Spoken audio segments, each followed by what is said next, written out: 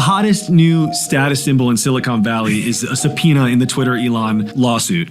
I think that wokeness is almost religious movement. The world in which we all just blindly follow along, it's gone. The ship has sailed. Is this why like Donald Trump and AOC are the same person? Yes. I refer to him as the most sort of successful clown in human history. And I mean that like in almost a positive. Tom Cruise was calling it out way before everyone else. And he was right about everything.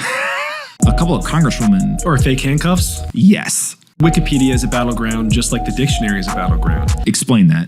The lab leak stuff. The lab leak that's the craziest one. The president of the United States, his son, every time that he wants to hang out with prostitutes, do drugs, pretty much like just live his life, puts like 17 cameras on his head. All right, guys, I'm here with Mike. I think a great place to start is just, what is a pirate wire? You have a publication called Pirate Wires. What the hell's a pirate wire? Oh, man. Pirate Wires is my media company. Pirate Wires is just sort of how I feel, I guess, on the internet. It's like I kind of conceive of the internet as this chaotic, turbulent ocean, and you have the kind of like flagship empire, like empire ships kind of patrolling the seas. And it's just like me kind of watching and sending dispatches from the insanity. So you're like the Somali pirate as the... Caribbean pirate. Caribbean, okay. Caribbean pirate. What is the difference? I think that the Caribbean pirates, it's like rum heavy. It's like hidden gold on secret islands, pirate coves in beautiful locations. It's like very much kind of the energy I'm trying to represent. Not so much the Somali. Not trying to like murder and pillage and rape and it's like a more... you know what it is too? It's like the Caribbean pirates are in the past, and so we can look back on it with rose-colored glasses. And every now and then, yeah, they were great people. They were amazing. They were heroes. Pirates. Like, movies about that's them. The American piracy. It's like that's like a part of American history as well. It's like, why do you say that? Well, that's how we used to handle. That's how we used to take care of the British. I mean, this was like a much more dominant power, and we used sort of pirate tactics to navigate a competitor with whom we really had no business competing. They were way bigger, way more powerful, way wealthier. And so you kind of have to be a little bit guerrilla about it. So America was technically the insurgency. I mean, we were. I think that if you look in hindsight, it's obvious we were always going to win. It's like a resource game. It's the distance. It is the commitment, all of those things. But at the time, it seemed impossible. Mm-hmm. And do you think as we've watched the American history play out, other countries have been like, oh, that American Revolution thing, like they had certain tactics, we should just employ them? Or do you think that's us just trying to be privileged people in America looking at war after war after war and trying to overlay them on top of each other? I mean, I think we had a huge impact on the world. I was an English teacher in Spain for a little bit after college. And one thing I thought was really interesting was how everyone in Europe was like, they really believed the French Revolution happened before the American Revolution. They genuinely believed this. Why? No idea what happened over there education-wise, but they would all talk about this. It's not true, obviously. It's like the American Revolution happened first. And Google. And I had a college professor also who used to go on and on about how the American Revolution wasn't a real revolution, and he talked about the French Revolution as being a real revolution, as like presenting fundamental change and blah blah blah blah blah. But of course, it's all bullshit. The American Revolution we had an intellectual revolution in which we sort of decided that the concept of the divine monarch was stupid. And we got rid of it completely. Why did he? Inalienable rights of people right there in the piece. I guess the idea is that like we've a lot of our sort of concept of rights is derived from British law, but I mean, the French had a concept of rights as well. We were the first country that had a real revolution of the people. Yeah. Why did he think the French Revolution was a real revolution? I think because he sees, I mean, his framing was that it was a fundamentally different government, and perhaps ours was not. Ours was closer to the parliament system or something. I don't know. It's a lot of cope, man. I think that mostly what people want to do is eat away at the idea that there's something special about America. And it's silly because that's the path for them to calamity. I mean, there is something special about America. I don't actually think America can be replicated anywhere else. I don't think, I used to think it was just a matter of philosophy. There are people like Peter Zeihan who think it's just a matter of geography. I think it's somewhere in the middle, but we are special. We're a special place. We're protected by 2 oceans. We have 2 neighbors, both of them peaceful with us. Most of that does come down to geography. It's like a hard place to invade from and into. We have abundant natural resources. We have inherited a history of rights from Britain that we then kind of made more libertarian and extremely pro-individual and pro-freedom. And we have just an incredible amount of capital that we're sort of riding forward with. We're in an amazing position. It is hard to replicate this country. We obviously just saw Russia invade Ukraine. It's almost impossible to believe that Mexico would invade America or Canada would invade America, right? Like I don't even think there's anyone who would say that with a straight face and be like, yes, I think this could happen. Well, no, and I mean, are there any more, there's no more peaceful border than the Canadian-US border in the world. I think Mexico, yeah, we have this immigration problem, but even with that, it's still not a super patrolled border. I mean, that's part of the problem. We have really strong relationships with both countries, and they're strong trade partners. They are ideologically very close to us, especially Canada, obviously. We're within the Anglosphere. There's just really nothing like America. The Mexico border is an interesting place to start to dive into the insanity of the world. Obviously, we had Donald Trump, who was going to build a wall. And in some ways, it was a proxy, a simple statement that just said, hey, we want better border security. Yeah. Right? But build a wall is a much better meme.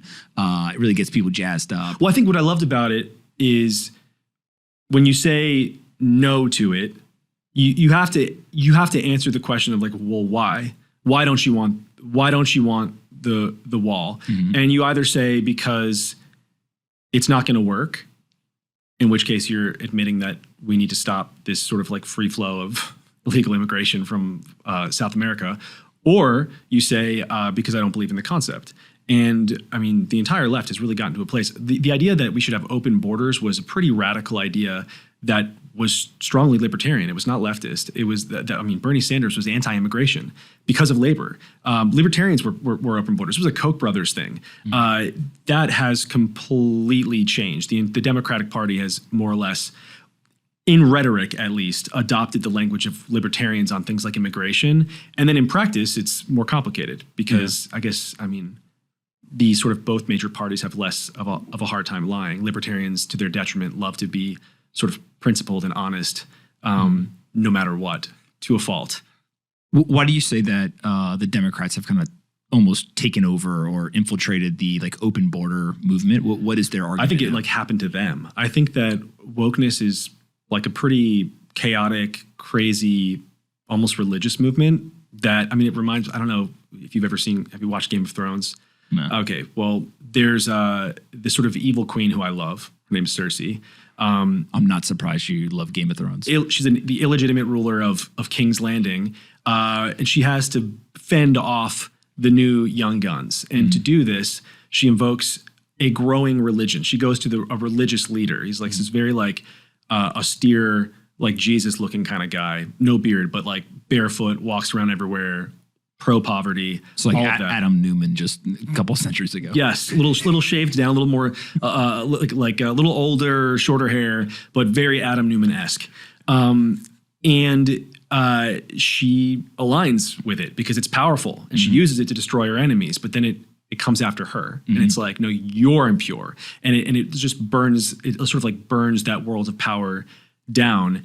And I think that's what the Democrats did. The average person is not woke. The average person, I think, looks at this stuff and is like, this is crazy and regressive, and why are we reducing people to things like their race and gender? It seems wrong. It seems like the opposite of everything that we worked against for all of these decades. But it was powerful, and young people loved it, and it was deranged, and it felt like you had the grassroots energy on your side, and so people tapped into it, and now it's consuming everything. And if you notice now, really where wokeness is striking is on the left. It doesn't, people on the right, if you're working for Disney, maybe you're going to get canceled, but the average person if you're purely in politics, you have nothing to worry about. If you're media, it's like maybe you get canceled, but then you start a Substack, or you work for someone who has their own sort of budding media company. The game is social media, and unless you get canceled on social media, you still have your followers. And in fact, when people try to cancel you and you say "fuck off," you just become more popular. Yeah. So, I mean, unless you're like sort of left of center. Let's go to this idea of like the woke is equivalent of a religion, right? So I think most people think of that as like, oh, religion is declining in America, and there's now these like ideologies that have replaced it, or at least tangentially kind of risen as religion has declined. But what you're making an argument is less about like the kind of the congregation. You're making the argument that like, no, the politicians are the priest. Right? Like they're the ones who are saying, hey, human nature is that you want to party and have sex and like curse, but Jesus in the Bible says you shouldn't do that. And so like hold back on your inhibitions, right? And like be a man or woman of God.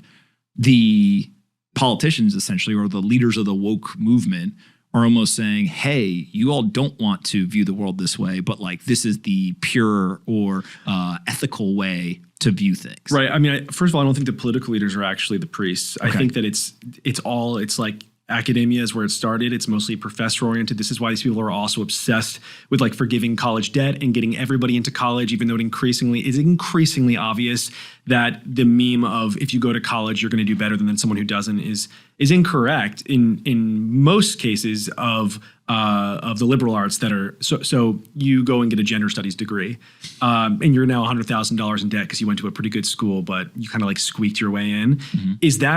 Is that better than not going to college and becoming a plumber? Of course not. It's just insane. That doesn't make any sense at all. Why are people so determined to get every kid in college, regardless of what they're studying, regardless of how well it's setting them up for their future? They don't care about that. They just want them in the machine because it's a religious indoctrination campus. Yeah. That's what it is now. That's what all of college is. It's bled out. And so now it's like, how do we appease the academics in the first place? But now increasingly you have this sort of class of activists, these people who are, and social media allows this. I mean, you can eke a living out of it. Some people are better than others. Shaun King is really good. I don't know if you read about his $40,000 dog he just bought with the funds from his activists. Tell me about this guy, because I saw an article one time, and I have no clue if this is true or not, but let's just dive right into the shit. That they basically were like, he literally changed his appearance and everything to like more aligned. I am not touching this, but I mean, we'll talk about what the controversy is. I mean, we're talking about a man who many people think is a white man pretending to be a black man. I don't know that is something that I would say. I will say that Black Twitter loves to tease him about it. I mean, if you go online, anytime there's a Shaun King controversy, it's usually like Black Twitter that's merciless. And this is because he's gotten a lot of criticism from especially Black women for like stealing funds and things like this. Just Google it. I'm not an expert in the Shaun King discourse. I'm sort of a casual observer. Every now and then I dip in, but I mean, they call him things like Talcum X, and I mean, there's like a whole litany of like insane things that they say, but he's really powerful. He's really influential. I think what was it? Maybe it was Rihanna did some kind of video with him not too long ago, and this is what always sets people off. Or it's other activists who are angry at the opportunities that he's receiving. So is it a level of jealousy, envy, something like that? I think part of it's that. To be fair to Shaun King, which I hate doing, he does seem actually committed to the cause of sort of.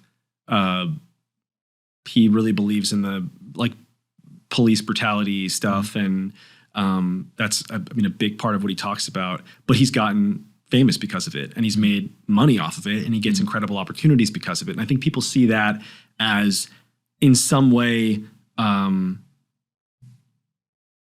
lacking integrity.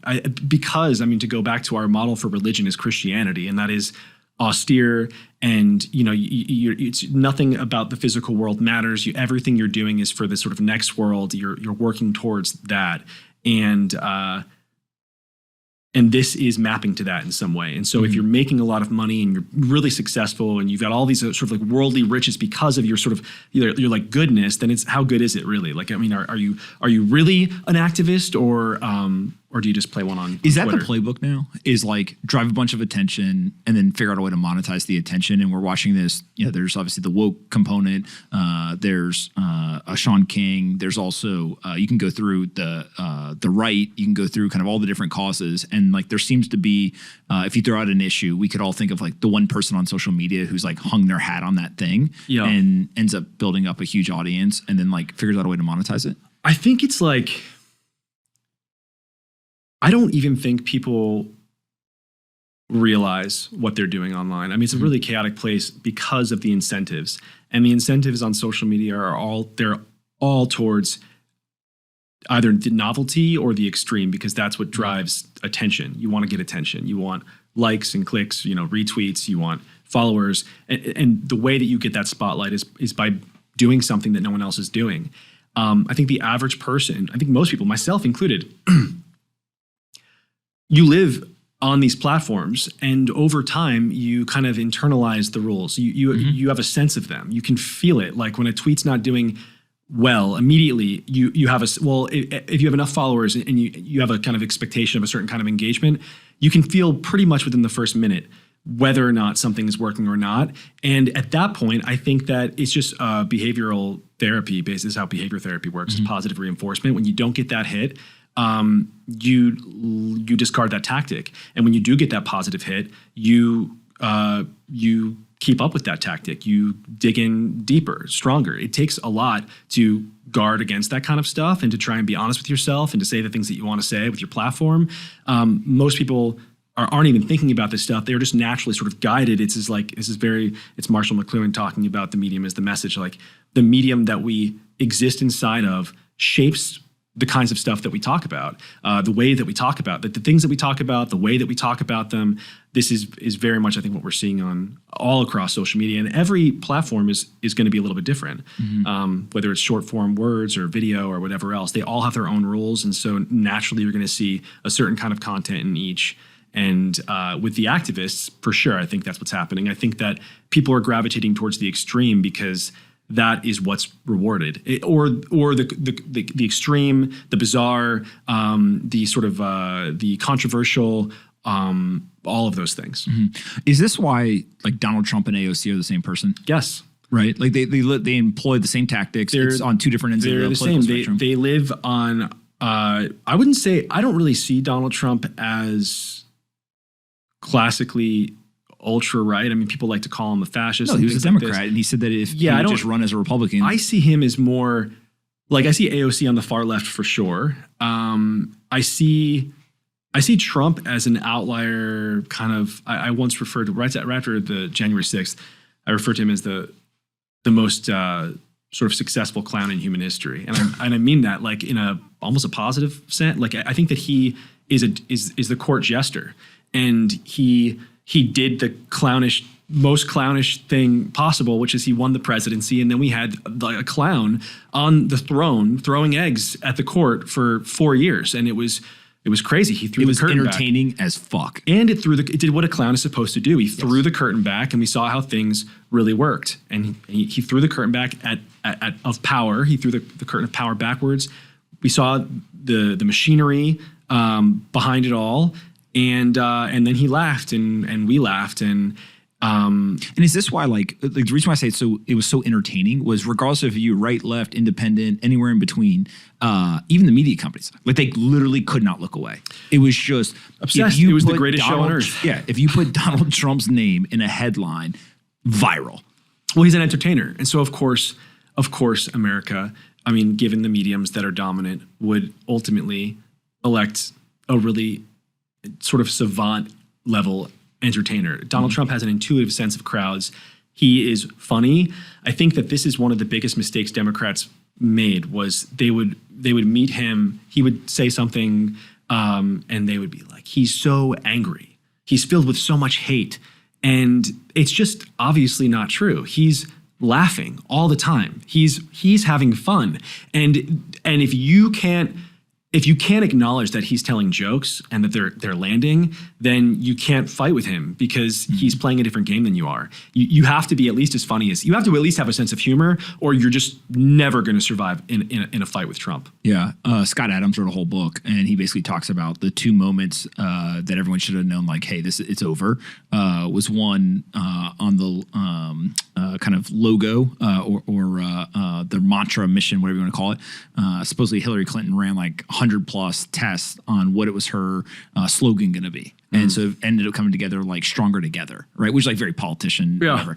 And I'm sure that they ran the test and they got the data and they're like, okay, this is it. And then the way that the story is told is that supposedly Trump just walks in a room and like, hey, we need a slogan. He was like, make America great again. Yeah. Right. And, obviously he borrowed it from the past or whatever, but like intuition is, kind of the takeaway from that story of like, he really understood kind of what would play. And then the second one was in the debate, I think it's Megyn Kelly, who was asking questions and said something about, you've previously called women XYZ, whatever. And he was like, nope, only Rosie O'Donnell. And like, again, to your point, Scott basically lays out the argument. He's like, it's a lose-lose. If you lean into it, you're an asshole, you're a misogynist, you're like all this stuff. If you back away, you're weak, you're like whatever. It's like a very, very smart question to ask him because it basically was lose-lose. He sidestepped it, right? In a way that only an entertainer probably could do it. I think a lot of what people reacted to with Trump was it was how he said things. And it was, they clocked him as fundamentally unserious in competition for what they perceived as the most serious seat of power on the planet. And that's actually what drove them crazy. It wasn't any of his positions. It wasn't his lack of respect for them or anything else. It was that he was jarring. It was like, he can't have this. Someone like him can't be here. It challenges their entire worldview. It challenged my worldview. In what ways? I'd be lying if I said I thought he was going to win. I thought it was impossible myself. For me, I wasn't like, I found that whole election pretty disorienting. That was the beginning, I think, of 2016. Well, 2015 is when it all kind of began. And then 2016 for sure is like when the world felt, this was in this period of time where it's sort of like every year felt crazier and crazier until 2020. And then we got a pandemic and like a race war. It was like insane. It just built and built and built and built. But that was the beginning of the sort of unraveling of the kind of like 20th century America, the like 90s America, the early 2000s America, even after September 11th. There was this sense that history was going to, the future was going to look like this forever. It was going to be this very static, suburban type American world, and everything was going to be basically the same. And then everything started changing. And even while predicting that things were going to change, I somehow wasn't prepared to see them start changing. I have this theory. I can't put a date. Like, there's no like, hey, it was August 1st or whatever. But somewhere around that time frame, my belief is that that's when America went online. This episode is brought to you by 8 Sleep. Good sleep is a game changer, and the 8 Sleep Pod is the best sleep machine. I sleep on it every single night. A great night of sleep allows you to be healthier, be more rested, and have more energy throughout the day. And on the brand new 8 Sleep Pod 3, you can sleep as cold as 55 degrees Fahrenheit or as hot as 110 degrees Fahrenheit. That's the secret of thermoregulation. Better sleep, better energy. Get yourself an 8 Sleep. You can go to 8sleep.com/pomp today to go ahead and get $150 off your order. 8sleep.com/pomp. Not only do I sleep on it every night, it literally changed my life, and I begged the founders to let me invest in the company. 8sleep.com/pomp. Go get yourself an 8 Sleep Pod and get a better night of sleep. It's like, okay, the transition happened. We're like, yes, the internet was built before in the 15, 20 years beforehand, and we're laying the infrastructure, consumer behaviors were changing, companies were being built, like all this stuff. But somewhere in the mid 2010s, 14, 15, 16, somewhere in there, it was like, oh shit, the internet matters more. It was mobile penetration. America. Yeah. It was everyone had an iPhone. And so everyone now is walking around with the internet. Yes. And that was, you might have dipped in before and checked your email, but now you're living inside of it. And so the rules of the internet begin to shape the way that you think about the world. Donald Trump was the first Twitter president. Twitter is the reason that he's the president. Correct. And AOC is it's the same exact mold. These are social media candidates, and we are a social media country. People spend hours a day on social media in America. I think it's like 200 million plus people on probably more at this point on Facebook. I just saw that TikTok was at 100 million. People were spending on TikTok like 2 to 3, maybe 4 hours a day. It's Facebook 2 hours a day, Instagram 2 hours a day, like YouTube 2 hours a day. That is our reality to a certain extent. Zuckerberg talks about Meta a lot, and it's kind of weird, it seems, to change the name of your company to be a thing that doesn't yet exist, right? Like you have this very successful company now. You're saying, no, we're Meta now. Meta is the metaverse. It's a reference to the metaverse, a virtual reality, a world of virtual reality that we're going to kind of go into with our Oculus Rifts and walk around. And it's very reminiscent of, it's literally from Snow Crash. Yep. And the idea of that, of kind of changing everything to be a thing that doesn't exist, changing your whole brand to be the metaverse. It seems weird until you sort of reflect and realize that we're already living in it. Yeah, I was gonna say we're already there. That's it. It's just it's a less less perfect version of it. It doesn't look the way that it looked like in sci-fi movies, but yeah, we're there. I mean, we're all, even with dating, right? Like we're all, the idea of like, are you dating online? Everyone's dating online, whether or not they're on the apps, because you meet someone and you Google them and you go to their social media presence and you're sort of you're dating online. That it's like it's a it's changed every aspect of human culture. This has changed. Imagine a 1990s movie where they were like, Tom Cruise sitting there with his gloves on and he was swiping through women. Right. And like, oh no, this is the one that I want to talk to. Like people would be like, is this okay to like publish? Right. And now every single person does that on their phone every single day who's looking for someone in a city. Yeah. It's funny that still somehow is not making it into our movies and television. We don't like the way that it looks. And that's weird. I don't know that we've ever seen something like that. I think about the way that when you dream, no one dreams of their iPhone. That doesn't seem like, why? That's crazy for something that you walk around with every day and think about. And if you're missing it for a minute, you're like, shit, where's my phone? I lost my phone. You panic a little bit because you're addicted to it. Why isn't it in our dreams? It's like that I don't have an answer for. That's just a question. Why do you think it's not there? I have no idea. I have absolutely no idea. Yeah. It's a bizarre, I don't understand that. I do think that people feel a little bit trapped by this stuff. Younger people especially, who spend more of their time on it. They seem screwed to me. Like I grew up, I think we're about the same age. I grew up and like people started getting cell phones in high school. Yeah. Right. And my mom was like very much, hey, you're going to get one later than everyone else. This is back when cell phones were just cell phones. They were just phones. Like the Razor. Yeah. Huge text as well. Huge deal when somebody got the Razor, right? Like, oh shit, or whatever. And then the Sidekick, you could slide it open. And here's the Nokia because it had Snake on it. Right? So there's like 3 or 4 phones that if you grew up in this general time frame, like once everyone got one, it was like cool thing. But like you texted barely because it was T9, so you had to like click through everything. It was a pain in the ass. And you made phone calls. And like that was it. But if we grew up and like every time you did anything in high school and even in college and everyone whipped out their phone like they were the paparazzi, like there'd be a lot more people canceled. I remember when I was in high school, a kid created a message board for, there were 3 high schools in my town, and this kid at one of our rival high schools created a message board for all of the local high schools where kids could go and just talk to each other. And it created such tremendous drama that I don't even know how this is legal, but they forced him to shut it down. And it was like, I mean, we're talking about like months and months and months of buildup, of dramatic buildup before finally it ended. And now we live in a world where that's just, you can't shut it down. That's how we live. Well, you think how early kids get cell phones now. If you're 12, 14 years old and you get a cell phone, you're on TikTok and you're on Instagram, like you're screwed. Right? Like your entire view of the world is warped. I keep looking for, I mean, there are trade-offs always, it seems, in technology. I think that what I was not prepared for, something that I was wrong about, when social media first bubbled up, I was very much a blind tech op, not blind, but I thought everything was better. Everything was getting better. Everything was better than it was. Everything was getting better. I thought that all warnings of social media and whatnot, I thought it was all just propaganda, anti-business, anti-tech propaganda. None of the predictions were right. They were all like, it's terrible in ways that, that was not right. But there were negative externalities, and there are negative externalities probably in every technological development. You think it changes people's brain chemistry? I think that when you change the reward structure in your life, it's changing you. Yeah, you're definitely changing.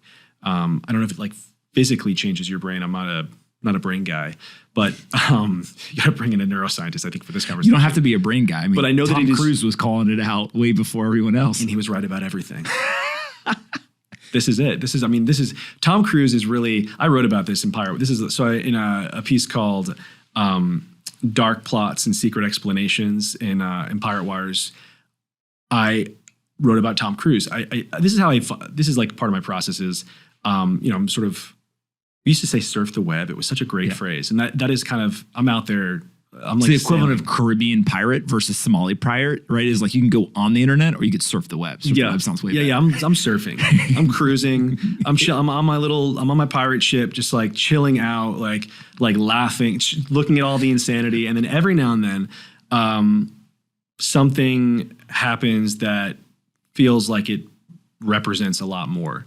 And Tom Cruise in 2005 appeared on the Today Show to talk about War of the Worlds, which I just assumed bombed. No, it was one of the most popular movies ever. It was his most popular movie until for the last 15 years. Huge box office success until the newest Top Gun movie.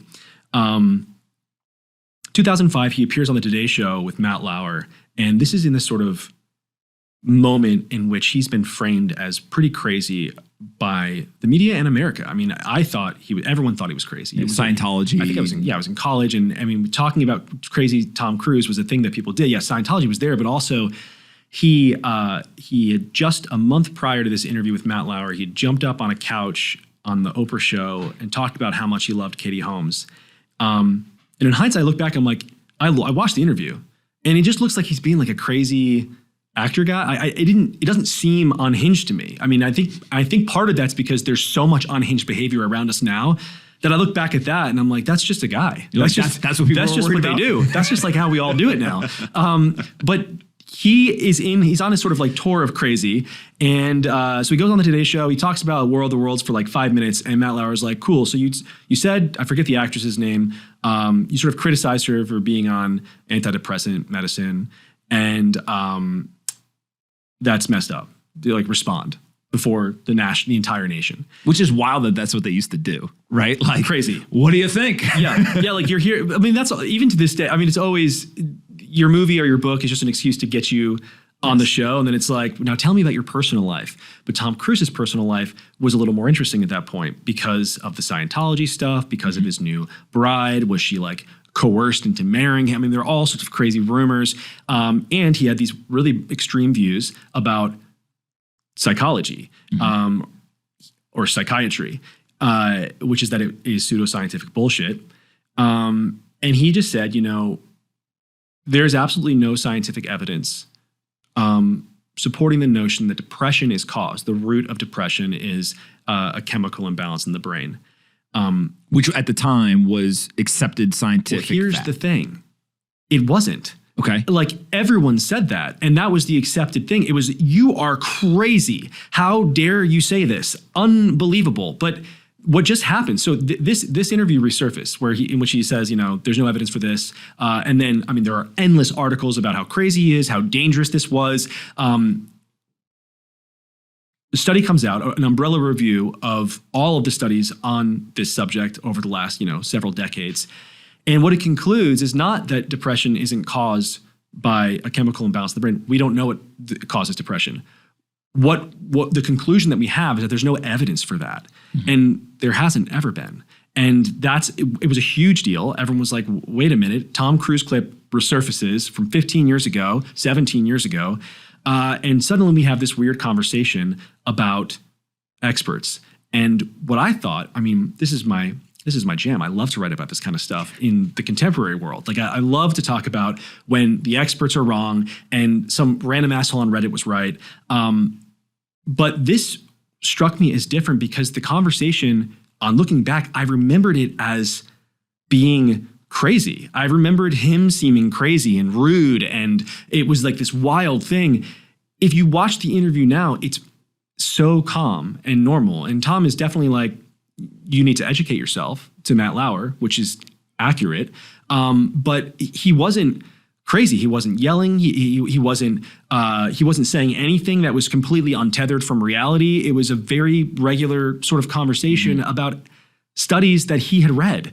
And it was shocking to me to realize the treatment of him back then as compared to the world we live in now, because we have this sense that the entire world is like uniquely hostile to dissent. You know, everyone's constantly talking about cancel culture. I myself am talking about this kind of stuff. You know, there's all this sort of pressure from the establishment to silence the voices of dissent. They're using social media platforms to do this. I believe that all of this is true, but culturally, actually, things are much more open to dissent now than they were 17 years ago. I didn't realize that. The culture has changed in a huge way, and the Tom Cruises of the world are now completely normalized. There are any number of them. This is sort of that. This is sort of the legacy of Tom Cruise. I've seen Brett Weinstein and a couple of other folks kind of talk in certain situations where they're like, look, a lot of the scientific studies or the consensus view and maybe even like the virtue signaling that comes out of some of those communities, a lot of times it's based on like, hey, we ran some studies and we don't know what the answer is. So like, it must be this other thing. It must be a chemical imbalance in the brain. Right. Yes, we don't have evidence, but like we've tried all these other things. So like, what else could it be? Well, also it just works. So the drugs do seem to work. I don't want to say that the drugs don't work, right? Like, like it does seem for many people, the drugs do help. The drugs are a chemical, and so you must be missing some chemical or something, right? It's like, yeah, it's like process of elimination without the actual confirmation of a scientific study that proves, yes, this is true. I think we also just have this really wrong belief that we know everything. We even know most things. The idea that you go into the doctor and the doctor's just going to know what's wrong with you, you internalize that as a little kid is like, that's the way the world works. We know most things. We have medicine and you take a pill and then your bad thing goes away. And I mean, as I've gotten older, I don't know about you, but like I've been to the doctor a couple of times where they don't know what's wrong with me. And it's not a huge thing, but it's like, this is disorienting. What do you mean you don't know? And then I even had one case where, I mean, we tried a few different drugs and like nothing really worked and multiple tests, multiple doctors. And, you know, I'm fine now, this was years ago, but that was a really shocking moment for me. It was like, yeah, I rationally, I understand that these people are not gods. And there are lots of things that they don't know, and they're not perfect. And there are lots of things that we as a people don't know. But emotionally, I think I'm still carrying that sort of childhood sense of like, these are the people in charge and they know stuff and they're the good ones and we have to listen to them. Like, that's still in my gut and it's hard to shake. And you have to shake it because it's not true. Like, there are all sorts of things that we don't know. I would say we don't know most things. And I was at a doctor a couple of years ago where he was trying to figure out what I had. I suggested something and he was like, I've never seen that before. So I'm gonna do some research and get back to you. And I'm like, do you mean like you're gonna Google it? And he said, yes. I was like, what? That's crazy. Why am I here? It was just insane to me. But that's most experts. My brother is a doctor. And so I've seen him and kind of his classmates and everything over the years go through the process. And my brother's obviously incredibly intelligent.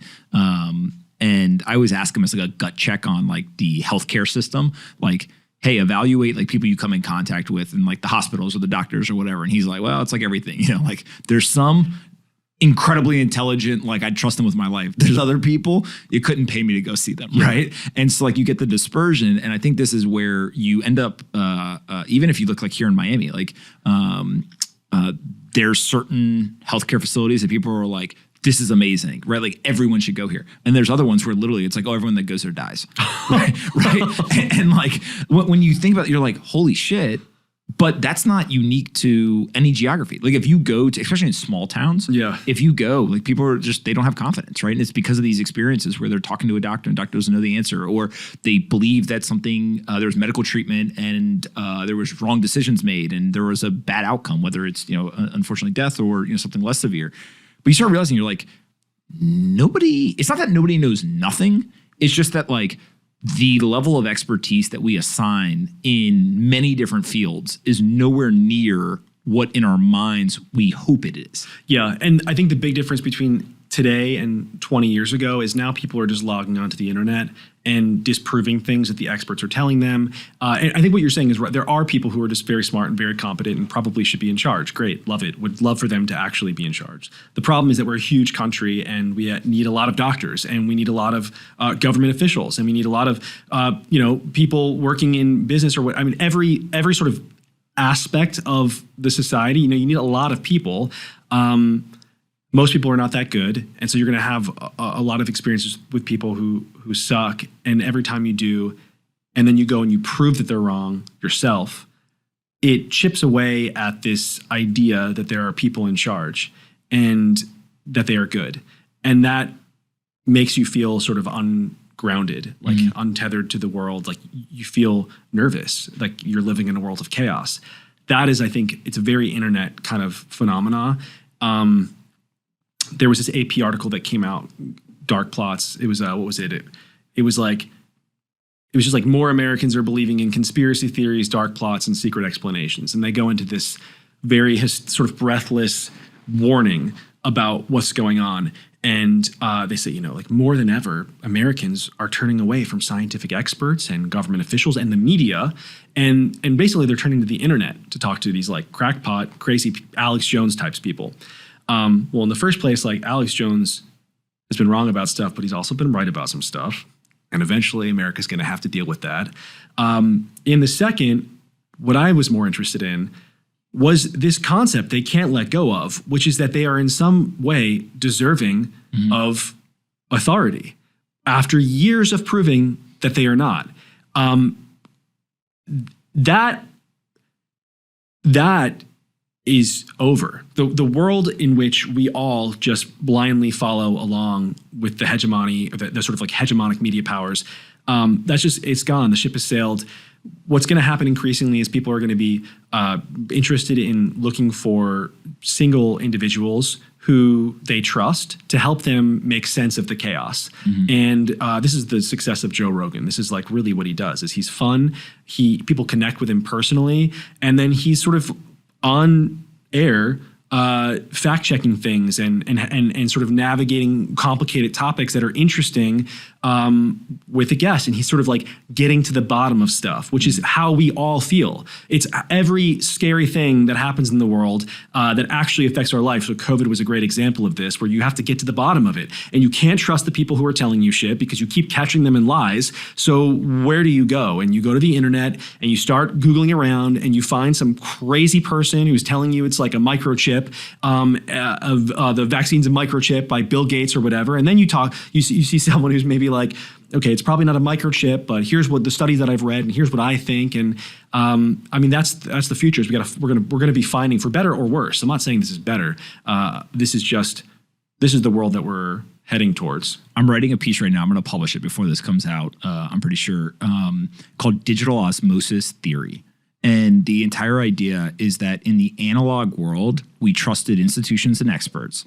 And when we moved online, there was literally osmosis. Like we went from high density of where we perceived knowledge and value, and it has migrated and transitioned to now this decentralized internet of information where if you have a topic, whether it's COVID or anything else, and you ask the average American, do you trust the institution or do you trust what you can find on the internet? More and more people are picking the internet over the institution. And some of it is because over time they've lost faith or trust because they've seen the mistakes. But also the amount of value and quality on the internet has skyrocketed. Because now all of a sudden, I don't know, during COVID, like there are a lot of people on there. I was like, oh, you're the head of, viral studies at whatever university. Yes. Like, I like the fact that I can read what you think, right? Rather than have somebody else try to just publish it in the New York Times. All of the answers that we have, like every true thing that exists, that is known and exists, is online. Mm-hmm. The problem is just navigating all of that information. Mm-hmm. There's too much of it. We have an overwhelming amount of information that you'll never be able to navigate, and most of it is just crazy, like made up stuff and just political. There's propaganda everywhere. Everyone does it, I think, without even realizing it. People sort of spin things and frame things in certain ways that end up being misleading. So the problem is search, and there's no technological tool right now to help us with this. And so people are just going to fall back on what they've done for thousands of years, which is they ask the person who seems to like care the most about the news, mm-hmm. what's going on. That's mm-hmm. like always what it is. Even in elections, this has always been the case in our lives. There's like one person or two in a friend group that are actually paying attention. Mm-hmm. And come election time, everyone's like, yo, so who are you voting for? What's going on? What should I care about? I get this all the time. Like in San Francisco, are you that friend? For local politics, I'm that friend. People come to me and I'm like, yeah, here's everything that I think. But here's what you should read also. Like, I mean, here's where the people are talking about it. Here's where these dramas are happening. But people don't pay attention. I don't blame them. It's a nightmare way to live, being so like super plugged in. When we were kids and growing up, there's a lot of like scary things online or whatever. You would like find a headline somewhere. You'd be like, wow, that's kind of crazy, whatever. Now I don't think that we're really that shocked by the headlines, because it's kind of, we've seen so many shocking headlines. Like, Trump tweeted at the North Korean government essentially, and was like literally like little rocket man. Yeah. Right. And like, again, going back to like this, like almost you can't believe is real, but here we are. But now what I find the scariest or like the most shocking is not the headlines. It's like when you go read the source material, because one of two things happens. Either you read the source material and you're like, whoa, this is a ridiculously big deal. Like, I can't believe they said, ABC, whatever. Or it's, you read the source material and you look back at the headline and you're like, it's mostly that.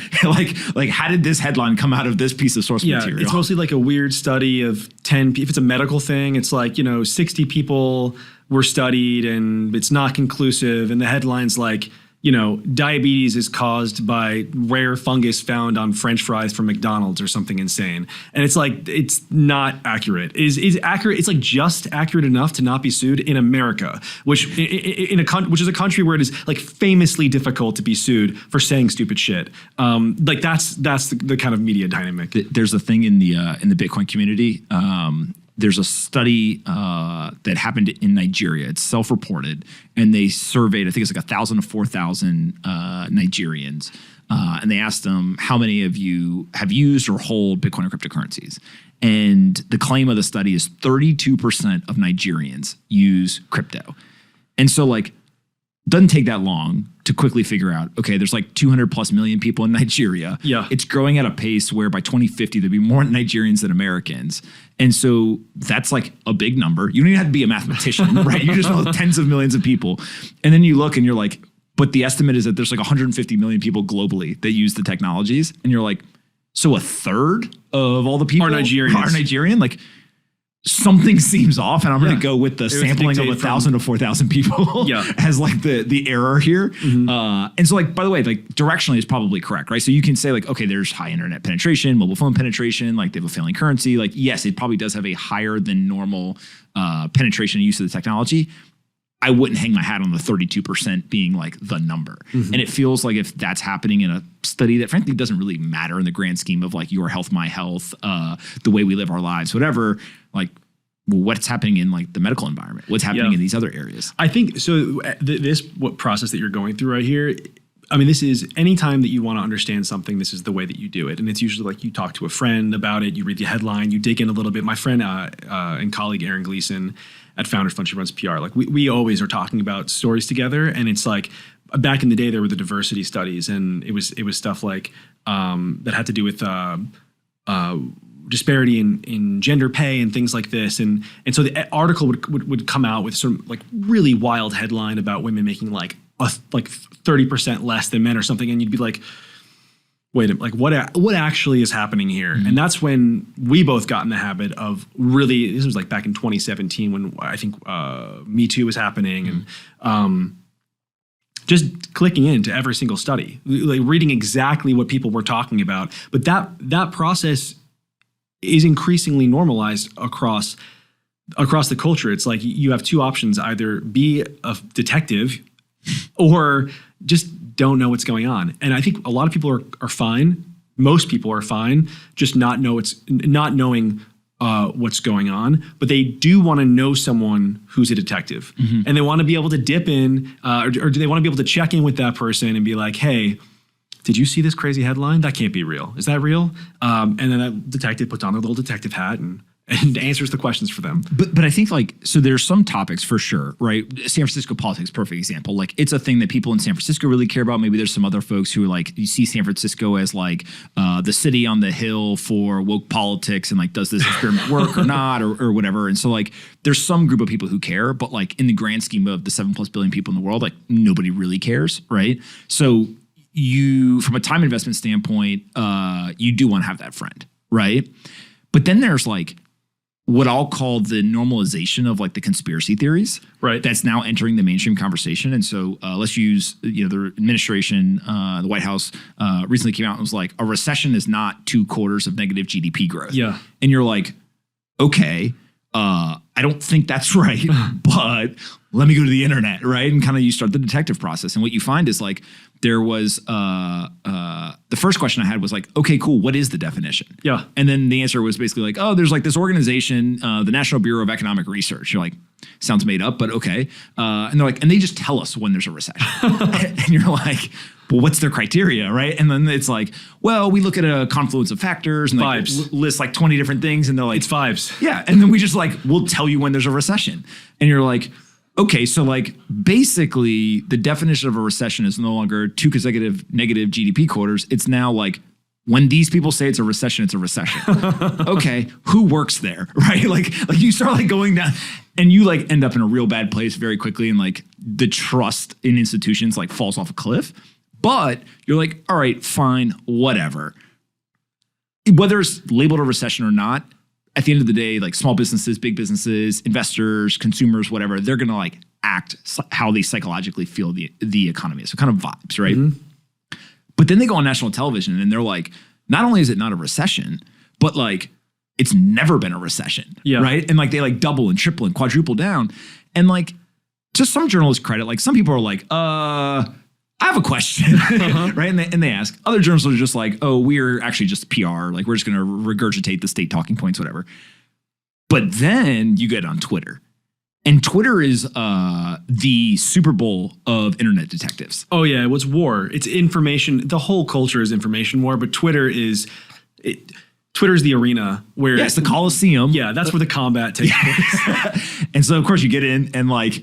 You kind of log in and you're just like, I'm not going to type in recession in the search bar. Not going to do it. Not going to do it. 5 minutes later, I'm definitely not going to do it. 10 minutes, like, fuck it. And you type it in and you go. And the very first thing I see, just like going absolute mega viral, is like 38 Wikipedia entry updates to the recession page. And now it's locked. Yeah. And you're like, that could be a whole bunch of different things that are going on there. But like, that's in the last 2 days since these talking points came out. Well, yeah, it's war. I mean, Wikipedia is a battleground, just like the dictionary is a battleground. Explain that. I mean, you have the dictionary literally changing the definitions for words in the middle of hotly debated sort of concepts in the country. So famously, Amy Coney Barrett, in her court hearing, her congressional hearing before she was nominated, or before she was put on the court, back when she was nominated, she used the phrase sexual preference, and immediately a journalist for, I think, the Huffington Post, I forget where he works. I always see his face floating around the internet. He's like, this is, outrageous. This is a huge insult. It's not a preference. It's like blah, blah, blah, blah, blah. This is outdated, offensive language. I'm gay. And I did not know it was offensive. I was like, this is news to me. I've never heard that before. I've definitely heard people use the phrase sexual preference up to, like the last week, probably. Like, I mean, less than maybe I used to, but it's not, we're not dropping, a slur here. This is like a phrase that is said. Huge debate because one of the congressmen then brings this into the hearing and is like, you just said something extremely offensive. Apologize, basically. Barrett does. And then Merriam-Webster's dictionary changes the definition of sexual preference and includes, now it says, this is an offensive piece of, it's now an offensive thing to say. So any conversation about, did she or did she not say something offensive? It's like, well, let's look at the dictionary. What does the dictionary have to say? And the dictionary says, the dictionary says that it votes for Democrats, obviously. I don't like, and I wrote about this at the time. I was like, I don't like knowing what political party my dictionary votes for. And that is how Wikipedia is as well. It's like these are battlegrounds now for concepts, but there are lots of words and definitions that have changed over the last 2 years. It's like sexual preference, female, vaccine, anti-vaxxer. Anti-vaxxer was a crazy one because the definition of anti-vaxxer changed from someone who doesn't take vaccines, who thinks all vaccines are bad, whatever, to someone who doesn't want a vaccine mandate was included in anti-vaxxers. Suddenly, the definition changed in such a way as a thing that I thought was stupid my whole life, I suddenly was. I was suddenly the definition of an anti-vaxxer. And that's the landscape. That's the terrain. Is the place where we go for source material. If it's, it doesn't matter who controls it. If it's controlled by an organization or if it's crowdsourced, all of it is part of an information war. We don't have analog encyclopedias anymore. We don't have analog dictionaries. There's no like trusted, unchanging source that we can go to. People say Bitcoin fixes this. I'm waiting for the solution. I would love to see it. Haven't seen it yet. Right now, we're living in a world of malleable information that is manipulated for obvious political intent, like constantly, every day. It's literally an information war, and the ground is sort of shifting underneath our feet. I tweeted something to the effect of like, you should be fearful when they try to nationalize the dictionary. Mm-hmm. And like, I tweet a lot of things. That was like a off the dome, just, type it, send it, whatever. I've probably haven't gotten more text messages about a tweet than that one in a long time. And I was just like, why do y'all care so? Like, duh, right? Like, of course. And it was people being like, they're not nationalizing the dictionary. Mm-hmm. It wasn't people being like, okay, yes, I agree. Like, we should be fearful of that. It was immediately jumping to the like, are they doing it or not? And I was like, you guys already lost. Like, if we're already having the debate of like, are they doing it or not, is basically proving the point. My question is, what's the difference? The dictionary already works for the state. It already works for the establishment. You have a few people who agree with the political consensus and they're in charge of the dictionaries. That's just what it is. And they're going to change online forever. I have at home hardbound, like a hard copy dictionary and encyclopedia. They don't make them anymore, so it's old. It's like boomer. It's like 2000, and I bought it a few years ago. I bought it during the Amy Coney Barrett thing. Like I that shook me. I was like, no, sir. I need an encyclopedia, and I like that it's dated pre social media penetration. It's like in the Matrix where they just choose 1999 as the year that that was the last, or the late 90s. They were like, that's when everything went downhill after that. It got super technological and everything fell apart.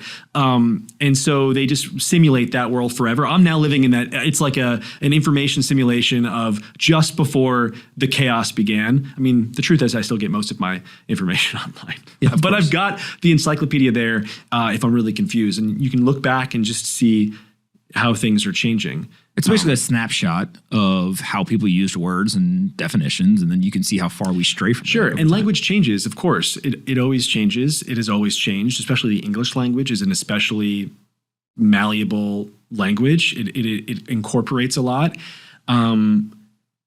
What's different is the speed at which things are changing, because it's now happening just in real time on a whim based on a court hearing that a bunch of Democrats want to use as a weapon. And that's fucked up. and it's going to get worse. Let's talk about this idea of like, I'm offended, right? So you could have an entire group of people that could be tens of thousands, hundreds of thousands, millions, tens of millions, hundreds of millions of people. And it seems like now we live in a society where if one person in that group says that they're offended by something, it becomes truth. Like if one person says sexual preference is offensive, everyone else is just like, okay. One Guardian writer just said that the word spaz was offensive and Beyonce had to change her song. That's crazy to me. I looked at her profile. She's this, she's a disabled writer on, she writes about disabilities, and she had like a couple thousand followers. And I was like, today, this woman is more powerful than Beyonce because she was offended. Yeah, it's wild. But also, all Beyonce had to say was, I'm not changing the song, bitch. And everyone would have been fine with it. So, I mean, at the end of the day, it's like, it's in your hands. Like, do the offended people really have this much power, or are most people just cowards? Do you think the playbook, when somebody goes after, like the cancel culture, we'll use that as a generalized term. When cancel culture comes for somebody, the playbook now has been pioneered, whether it was by the Trumps of the world, people on social media. It's just no. Just like literally like just stand your ground, say no, and they go away? Yeah, I think it certainly is. Like I was saying earlier, I think it's like anyone who's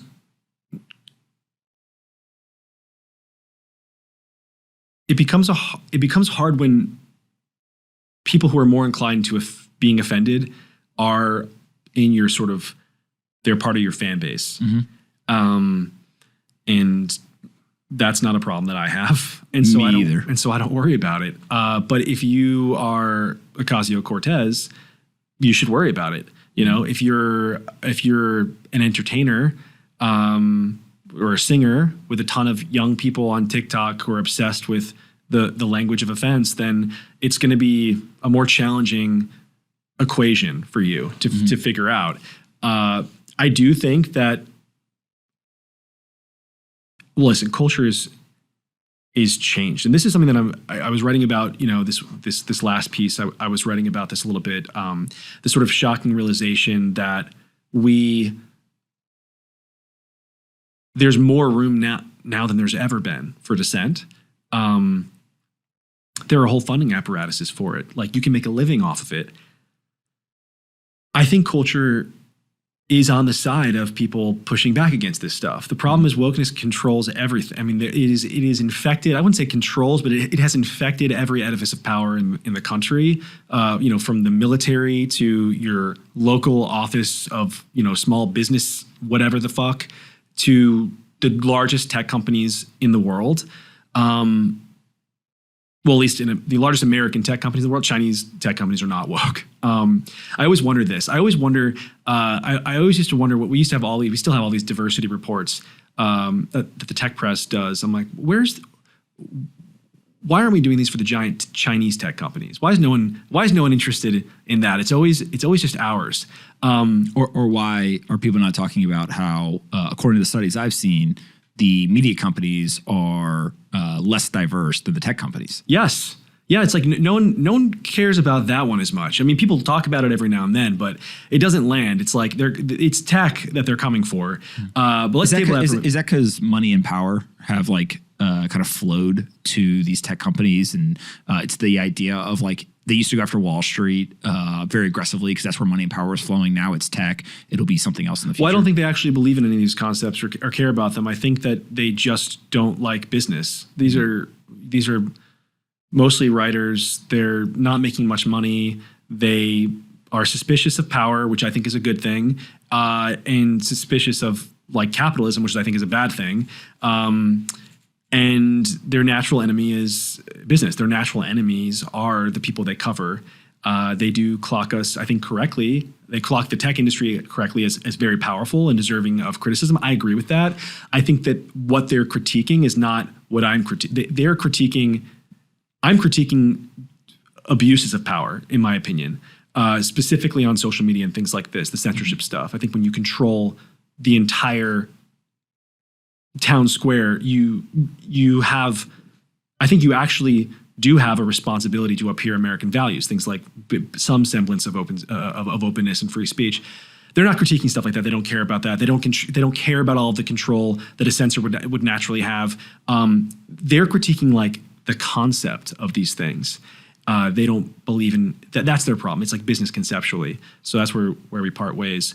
But back to wokeness. I mean, in terms of like what's been infected and where the culture is, all of these things have been infected to some degree. But the actual culture is just, for me, the counterculture eventually becomes culture. So where's the counterculture? And the counterculture on the left and right, Bernie bros are just as anti-woke as most, people on the right at this point. It's all pushing back against the cultural authoritarianism. And that, to me, is a really good sign. It's like those are where the strongest winds are. And so that's where content's going to be created. And that's going to drive, I think, a lot of this back. I don't know how much damage has been done at this point. Like, what is irreversible, what's not? But it does just feel like the culture has shifted completely. Is this why Elon Musk and Jeff Bezos both have started to be much more vocal online about politics, and they're kind of getting ahead of what is perceived to be some big red wave in the midterm elections, and culture is shifting, and so they're going to be out in front of that to benefit? Today's episode is brought to you by ALTO IRA. Have you wanted to buy Bitcoin or over 200 other cryptocurrencies in your retirement account? Well, now you can with ALTO IRA. They allow you to buy Bitcoin and cryptocurrencies in a tax-advantaged way. There's no account or setup fees, and it's super simple to get started. You can go today to altoira.com/pomp to get started. altoira.com/pomp. Invest in Bitcoin or cryptocurrencies in your retirement account and get all the tax advantages while still holding digital currencies. altoira.com/pomp. 5 years ago, there was no cancel culture discourse, right? It was a few people would do something. There'd be some little bit of pushback. The reason there was no discourse was because it actually had power. Like the wokeness was at its, I think, zenith in 2017. You had a quick flashback that was more powerful than ever in the summer of 2020. But for the most part, things had changed at that point. The reason you have so many people talking about this stuff now is because you actually can. Because America is on that side. The majority of people, regardless of politics, don't like hall monitors. They don't like to be told what to say, how to think. They can feel language changing rapidly. They don't like being punished for not using the right words. They don't like people losing their jobs forever for a tweet. Like people don't like this shit. And yeah, it's definitely, I think, a lot. It's still dangerous, honestly. I mean, people are losing their jobs still, especially again if you're in entertainment or you work at a giant tech company. It is actually still dangerous to speak your mind. But I think that has to change. I think that has to change. What about like the use of tactics? So one of the most fascinating things that I've seen play out over the last, couple of months is on one side, there was a gentleman who was arrested. Now, I'll probably get the details wrong, but my understanding of it was a gentleman showed up or was on the way to a Supreme Court justice's house with, I believe, a gun. Right. And from everything I read, it was like he was going to go try to assassinate him. Yeah, I think he might have turned himself in and like called the cops. And it was crazy. Hey, I'm here. I don't know how I got here. There was something that happened, but like man, gun, Supreme Court justice, not a good situation. Yeah. And then on the other side, there's this guy from Texas. I think he's a comedian, or maybe he's just got like some internet show. He's gone viral a million times because he goes to like the local city council and he sings and he dances. He acts like an idiot. I've seen one of those viral videos. And he's basically saying like, "This is ridiculous. You're going to give me 2 minutes. Like I'm going to make a big deal about it." But he went to Washington, D.C., and he was on the steps of one of the buildings. AOC's walking in, and he basically was yelling at her and commenting on, I think, her clothes or her butt or whatever it was, right? I think he said, "I love that big Latina ass," or something. Whatever he said, right? And so, like, in those two situations, like, I think you, I, and like 99% of people would be like, hey, in a normal society, for a private citizen, like harassing them in any form or fashion is just like fucked up, right? Like, just leave people alone. Yeah. Go about your life, do whatever. Now, when it comes to public figures, right, there's this whole idea of like, hey, we should hold people in power accountable. We should be suspicious of things. And there's probably like what you're allowed to do. And then there's like a tasteful way of doing things. And sometimes those things overlap and sometimes like they don't. I think threats of violence, jail. Go directly to jail. Do not collect $200. You're going to prison. You're staying there for as long as possible. Like, I have no tolerance for that shit. Saying mean things to people in power, specifically elected power, I have no sympathy for people who are like, oh my God, I'm so sad they said this mean thing. You're a congresswoman and you're like the most powerful one. There's no insults too horrific, and I hate that shit. It was gross. But I don't care. Like, that's just not something that's gonna move. So like if we kind of go through this like meandering river thought process, right? So you have those two, which I think most people would generally agree that like, hey, words versus like threats of violence are different and whatever. Then you get like, I saw online there was a tweet where somebody had taken AOC being like, the whole point of protesting is make people uncomfortable. Right. Right. And so like, yeah, she's a hypocrite. One guy sitting there with his video camera, like yelling things, which by the way, like I wouldn't say that. Right. Like I don't think 99% of people would have gone there and done that or said that, but like he did. Okay. There's a little like hypocritical component, but then it was like the crown jewel, which I saw you tweeting about, was there was a protest and a couple of congresswomen or fake handcuffs. Yes. Where I saw a headline that said they got arrested. Oh yeah. Then I saw the video and I was like, that doesn't look like an arrest. No, they escorted her to her press conference on a grassy little patch of land where they were given water and they talked to reporters. That's what happened. They were not Mirandized. There were no fingerprints. Their mugshot was her and the squad colleagues with their fists up smiling. Like, that was the mugshot. It was insane. And then she tried to say that she wasn't faking her handcuffs.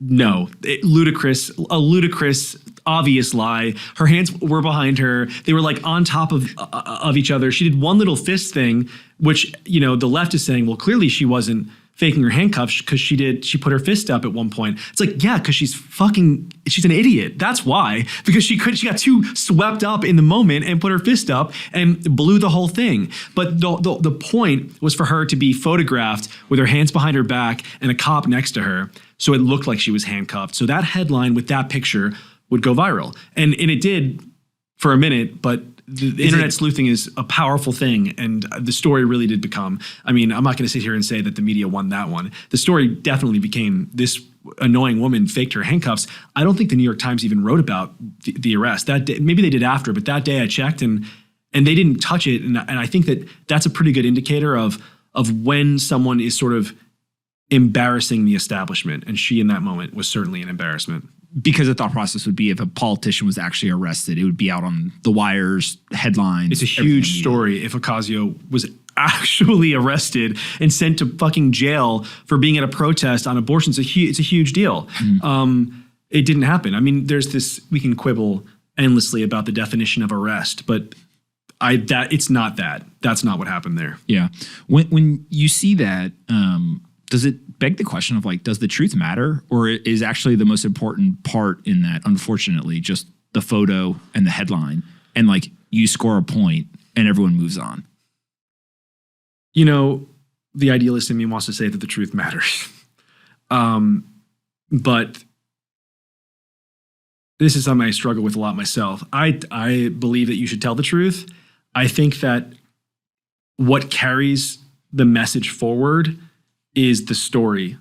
So you want to make sure that the information you're conveying is accurate, but you still have to tell a compelling story. And that's something that Ocasio-Cortez is very good at, is telling a compelling story online. Trump was really good at this. And it's like the question almost doesn't matter because we're in the middle of an information war, and the people who are going to win are the people who have the most compelling story. So I think maybe it does matter, but it doesn't matter more than the story you're telling. You have to have both. I think that's the important thing that you have to reach for. And if you don't have a compelling story, it doesn't matter that you're right because you're just going to lose. So when you look at politicians, mainstream media, let's call kind of those in positions of power, influence, whatever, there seems to be blackouts that happen on stories. There's like what I'll consider less severe, but still important to call out, things like Andrew Yang when he was running for president. We saw the mainstream media essentially just like, we don't even know who that guy is. At one point, they were putting up pictures of other people. Like, it's just all crazy stuff. Then we got the COVID and we saw like the lab leak stuff. And I remember the day that Zero Hedge got kicked off Twitter. Yeah. And I turned to somebody and I was like, odds just went up. That's true. It's like literally that second. The lab leak that's the craziest one. Okay, why? It's the reason that we always go, it's that and the Hunter Biden laptop. There's such insane things that we can't let them go. And then sort of you always see people in the press like, yeah, okay, you have your one example. Can you please let it go? I can't let it go because it's an insane thing that happened. You have a virus coursing the planet, a coronavirus, and we are like, hey, what's up with that fucking coronavirus factory in Wuhan? Do we think that perhaps it came from there? And you're banned.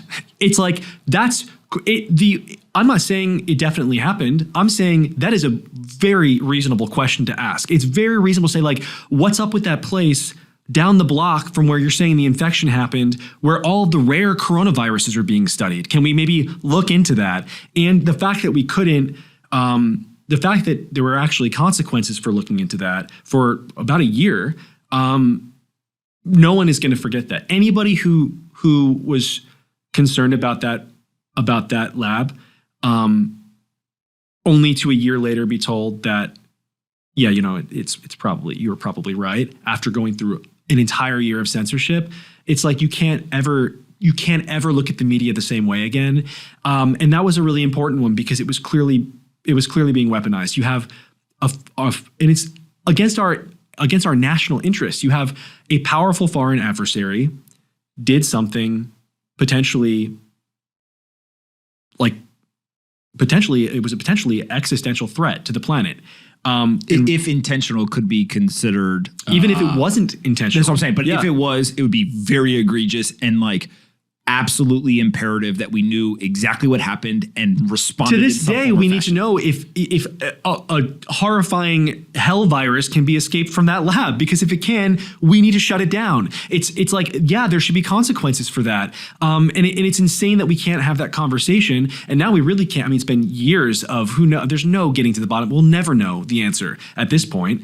It was a bat. But right, it was some guy eating a bat, which we were supposed to believe was somehow less racist than the idea that the like evil prison state country had some evil Chernobyl-like event that led to a catastrophe. Like, yeah, like that's obviously what happened. Like that's just obviously what happened.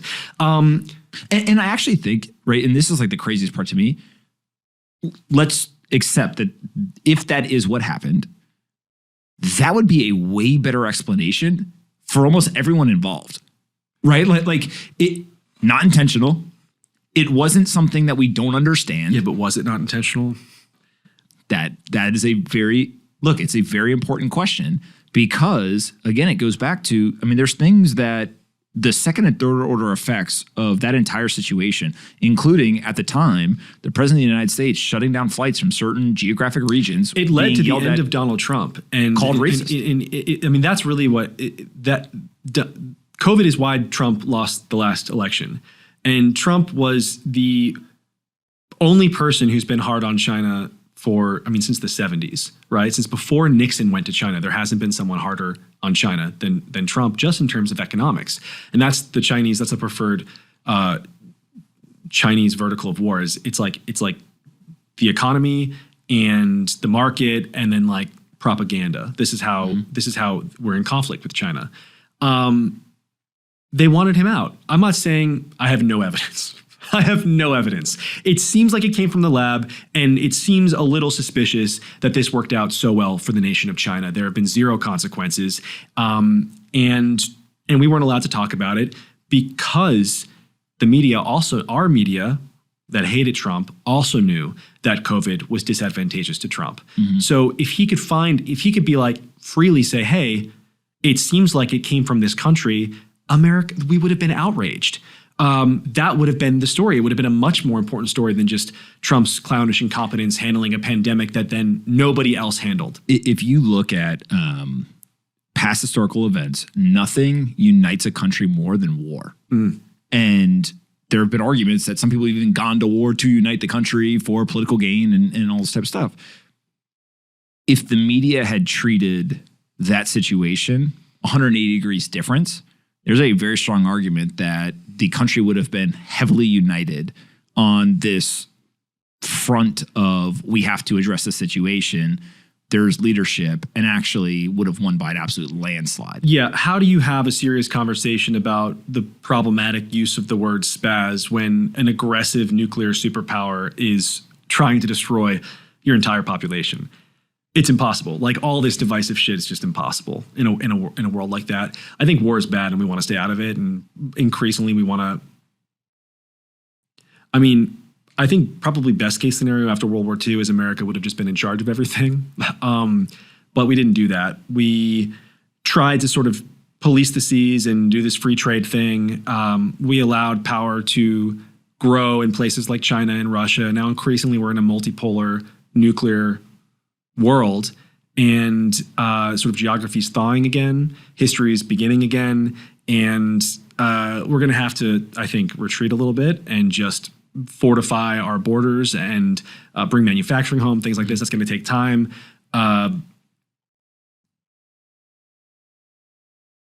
But also, like this Taiwan thing, I got in a lot of trouble among right-wing people. What did you say? So among the populist right now, it's like they're America first. That's their whole thing. If something is not in America's interest, then we shouldn't be doing it. And I agree. I 100% agree. That's my politics. This country should come first. I don't want a single politician in Washington who doesn't think that America should come first. That's their job. But when it comes to things like Taiwan, this is then used as a reason to not be involved in the sort of China-Taiwan conflict at all. And that's ridiculous, because what happens to Taiwan affects America. We need semiconductors. Like, we will have years of no new electronics. Potentially, that is the world that we're walking towards without a free Taiwan. And that is just a product of that's what happens after decades of globalism, where we've exported all of our manufacturing and left ourselves completely vulnerable. Things that I write about all the time: our resource insecurity, our manufacturing insecurity. We do need these industries at home, not because it's like just because it's bring the jobs home. It's a huge national security issue to be so resource insecure. But also there's no short-term way to snap your fingers and start processing rare earth metals across the country. It doesn't work that way. It takes time to build this stuff up. And until it does, we are at the mercy of these global supply chains, which we kind of have to protect. And so I think it's a balance. I think it's like, you're not going abroad because it's like, it just makes me sad that the Taiwanese are going to be invaded by China. It's like, we're affected by all of this. And so we kind of have to keep things as steady as we can until we can build our strength back up. Mm-hmm. And so why'd they get mad? Why did who get? The right-wing people? Yeah. They're just like, you love war. You want to go and send our boys abroad to die on the shores of Taiwan for semiconductors. And it's like, first of all, I don't think that we even need to fire. I don't think we need to even send anybody over there. We send Nancy Pelosi. Yeah, and she might have fixed the problem. Look at that. Maverick flying over there. You saw the meme? Oh, I've seen the memes. I live in the memes. It's pretty good though, the right? memes are my home. I also think it's wild that many of the Chinese state talking points I've gotten from Chinese state Twitter accounts. Yeah. And it's like, wait a minute. Yeah, they're all there. Alex Jones isn't, but we've got literal Chinese assets telling us the news. Yeah. Just kind of crazy, right? Like, we don't have, you take one end of the spectrum, Alex Jones, take another end of like a politician, a Donald Trump. You've got plenty of other people in various other corners of the internet, whatever, that aren't on Twitter anymore. But like, there are accounts that literally are labeled Chinese, like, state affiliated media. Yeah. You're like, okay. I wonder if the strategy there, because it seems like, obviously you think on the one hand, it's like, this definitely shouldn't be on Twitter, but then is the strategy like, if we let them post openly, then they won't create a bunch of fake accounts that are even more difficult to keep track of? Well, I'm not advocating to take them down, right? Like, cool. I like that they label it. Like, I get it. Leave them. But the argument I think I'm making is like, you would have to be so egregious, short of inciting violence, why are they on and other people aren't? Right. Right. It's less about like, hey, ban more people, kick more people off. Martin it's more Shkreli about like was put banned. more people on the platform. Yeah. Martin Shkreli, remember? Pharma bro. Yeah. Martin was banned because he went after Lauren Duca, who is no longer on the internet. We forget about. She was the Taylor Lorenz before Taylor Lorenz. She was the last like sort of main character of the deranged left. And she worked for Teen Vogue and was on like Tucker Carlson and stuff like this. Always just sort of making the craziest possible cases that were new to America. And we were like, whoa, this is like a crazy thing to say about the reduction of us to our gender or our race. And she was talking about things like systemic white supremacy back before that was a normal thing to say. Really, I mean, people forget, but white supremacy used to mean KKK like 5 years ago. And now it's just like, I mean, your mailman's a white supremacist. Everyone's a white supremacist. That's a new thing that happened. But she was a sort of pioneer in the space of deranged woke bullshit. And she got into it with Shkreli. I don't even know over what, but he started asking her on dates. And he just was like, I think he might have even asked her to a dance or something, but it was like very innocent but persistent. And she said this was harassment, and he was banned from the platform for it. And I went back and looked at it because he got out of prison recently, and I was curious about why he had been banned, because he was creating new accounts and they kept removing him. They were like, no, you're permanently banned. So I went back and I saw it, and it was that, and that was just given crazy. Hindsight bias, did it seem crazy? No. Well, again, it's another sign of the fact that culture has shifted. This was, in 2017 or something when he was kicked off. It was. I do think things are better right now, which is a crazy thing to say, but I think that culturally, I really believe that things are much better. He's still permanently banned, but I don't know that someone would get banned. Who knows? Watch me get banned for this. I don't even know. But I think in general things are better. That having been said, yeah, like why are these Chinese assets tweeting while Alex Jones is still off the platform? When it comes to all these banning decisions, we had one incident where we had a video. We were interviewing somebody, a pseudonymous person. He's talking about Bitcoin stuff, whatever. And all of a sudden, I got like an email, and then not just like, hey, that video is taken down. Like the entire YouTube channel was deleted. I think I remember this. What? And I remember at first just being like, give it 5 minutes, like turn your computer off, turn it back on, maybe it'll like reappear. And then it like took up like, I don't know, 15, 20 minutes. I was like, holy shit, like the channel's gone. I remember just being like, at the end of the day, like, does it really matter? Right? Like in the sense of like, it's not like somebody came and like shot me, but like. No, but it's crazy. You've built a whole world there. A whole audience, a whole thing, like all this stuff. So luckily I had other platforms like Twitter where I could go and tweet and be like, yo, what the fuck? Right? And tag YouTube and like do all this stuff and everything. And of course, if you have a big following, like there's people who work at YouTube who follow you, who are like DMing you being like, can you give me some details? Let me look into it, whatever. So like, thank you. That's super helpful. But then like, I don't know, 6 hours later or whatever it was, like it gets reinstated. And there was like an email, and it was like basically like it's back, right? Like essentially, like just like here you go, peasant. Like you can now have your toy back, right? Like, all right, thanks, guys. And I remember I asked, I think it was an employee there, and I said, what happened?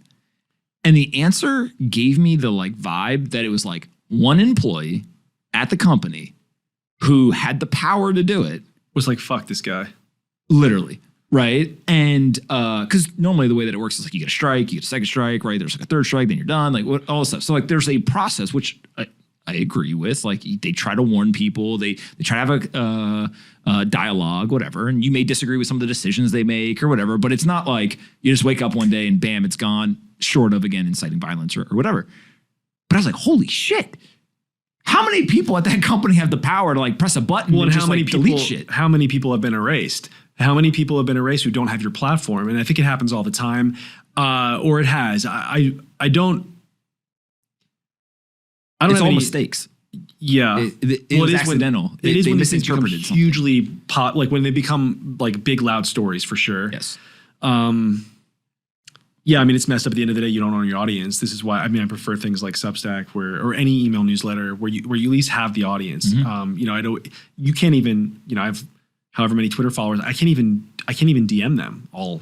You're right. Like they're not actually my audience if you don't have any meaningful ability to communicate with them directly. Well, you can't take them anywhere either. Yeah. No, yeah, they're just there. Another story you mentioned earlier, the president of the United States, his son, as the memes would suggest, every time that he wants to hang out with prostitutes, do drugs, pretty much like just live his life, he puts like 17 cameras on his head. Yeah. Right? And films everything. Yeah. I mean, yeah, he loves it. He loves the camera. If this was a reality television show, it would be the #1 show in America. Yeah. We would be like, holy shit. Like, how did they get prostitutes on television? How did they get hard drug usage? Like all this shit. It'd be like Cops when we were all growing up, and like you'd watch and be like, I wonder if the guy's gonna run away, combined with like the fucking awesomeness of the internet in one show, and like it would be the #1 show in America. But it's not a show. Yeah, it's real.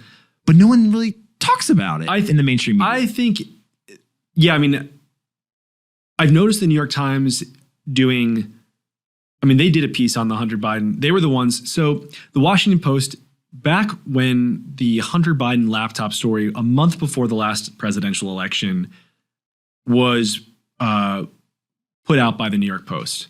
So New York Post gets this laptop from some repair guy who like handed it off to, I forget like the chain of events. Somehow it gets to Rudy Giuliani. That it gets to Rudy Giuliani, and then like the Post is writing about the contents of it. So this explosive thing is coming out. And these are the first, this is like, you know, in the sort of maybe trilogy of Hunter Biden sex tapes, this is the first one. This is the Fellowship of the Ring, Fellowship of the Cock Ring. It's like, it's right there. That's where it begins. So the New York Post released the story, and it's censored across the entire social internet immediately. It did sound like a crazy enough story where you're like, that can't be real. It was crazy. And what you had is you had a series of people in the intelligence community, not directly working for U.S. intelligence anymore, but they have been. So they're in the intelligence community, and they go to the social media people. They're like, yo, this is Russian misinformation, disinformation. It's like, what is the laptop leaked? Like, is the video not real? Did they fake the video? Like, what is fake exactly here? Doesn't matter. All banned. What really got crazy was actually how you couldn't even, on Messenger, you could not even DM the story to someone. You couldn't share the link to the story. Twitter as well. On Twitter was the worst one. Facebook, everything was just, the virality was slowed down. So they just slowed down the story until a third-party independent fact checker could verify or not the claims, which of course, I mean, we've never heard back from that review ever. This is years ago, and we've not heard back from the third-party review. They're still doing the work. Yeah, they're still checking it out. So this happens. It's, of course, all real. The Washington Post is, at the moment, the official fact check on the New York Post story. And the New York Times, if you look at a side-by-side, the New York Times was much more like, we don't really know. Yeah, I mean, we have no information that it's not real. Here's what's happening. Here's what the New York Post is saying. We have no idea. Whereas the Washington Post was like, we don't like what this implies, because the New York, the Washington Post, the Washington Post fact check was like, we don't like what this implies. The headline of the New York Post, which broke the story, said it was a smoking gun of corruption.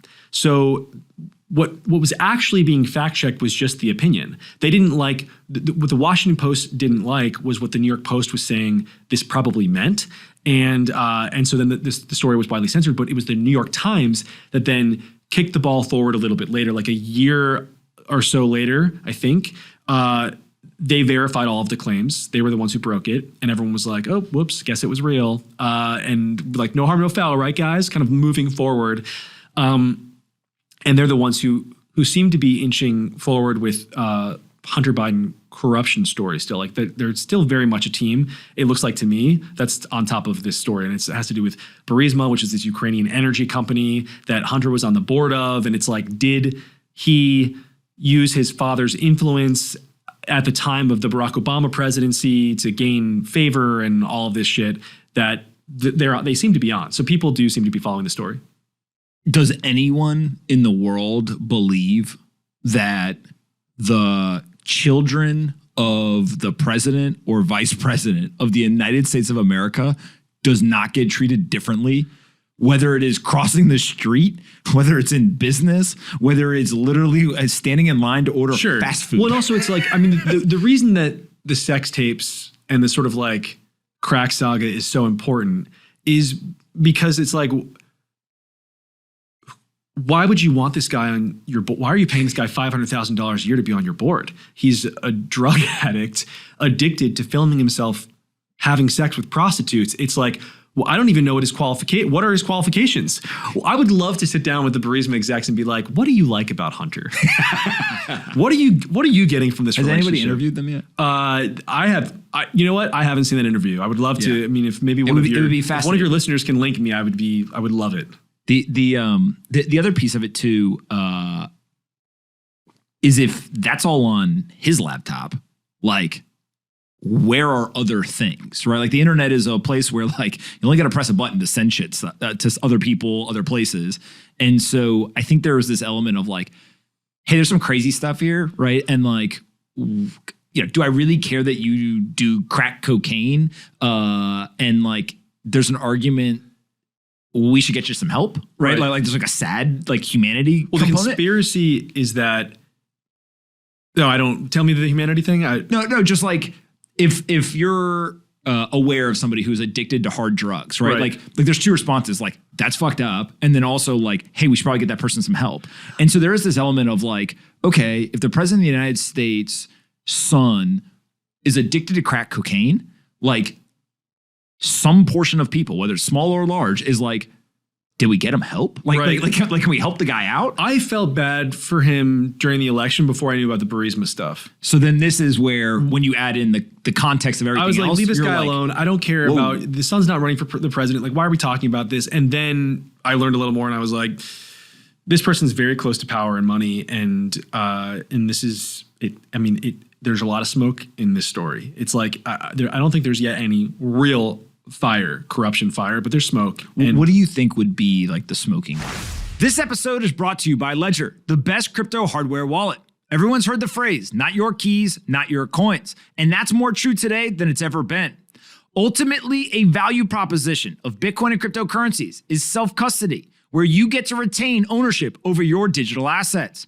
That is what Ledger specializes in. They've got multiple pieces of hardware, and they also have the Ledger Live mobile app, which makes it seamless to not only retain control over your Bitcoin, but also allows you to interface with exchanges, lending platforms, and other types of software products. If you're interested in upping your self-custody game, go check out Ledger today. Shop.ledger.com. Again, that's shop.ledger.com. Go check them out and start doing self-custody. You'll thank me later.